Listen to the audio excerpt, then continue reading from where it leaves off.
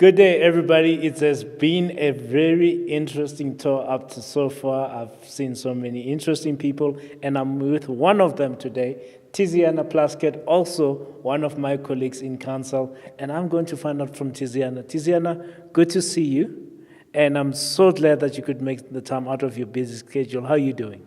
I'm good. Thanks for having me. Good. Tiziana, I just want to also get to the nuts and bolts of your ward. Is it a completely traditional ward, or what's the makeup of your ward?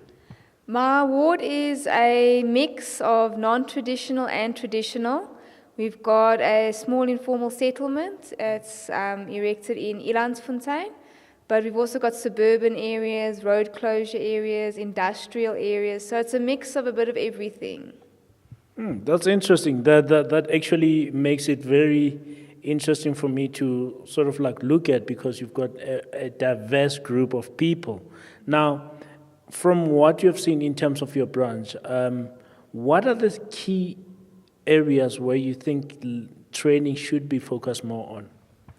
Well, first of all, training needs to be regular, so it needs to be in specific intervals, because a lot of new members join and they're not sure what's expected of them.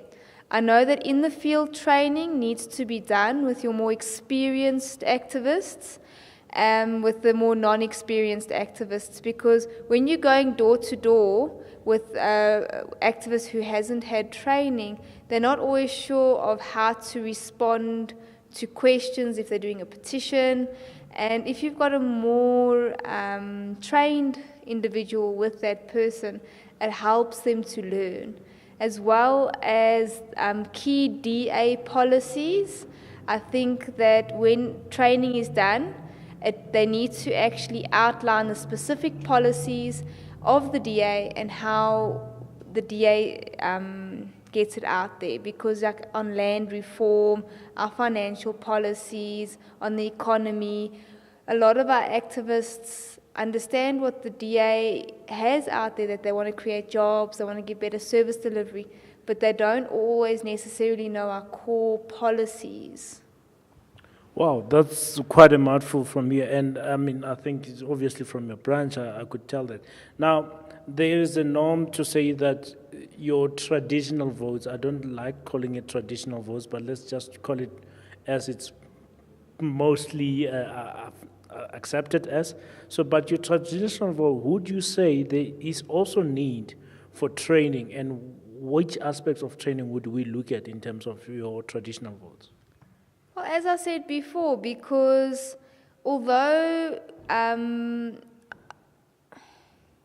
when it comes to training, all activists are the same, except in a situation where you just need to simplify a lot of the more technical aspects of the training.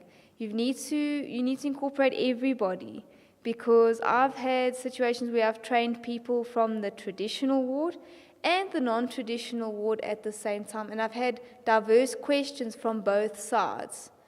So just because a person comes from a more non-traditional area does not impede their training needs.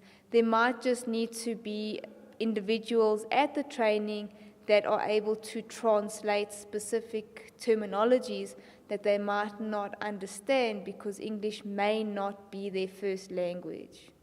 All right, just from your view, I've got an idea of, training. If you look at the campaign, it's training that empowers leaders.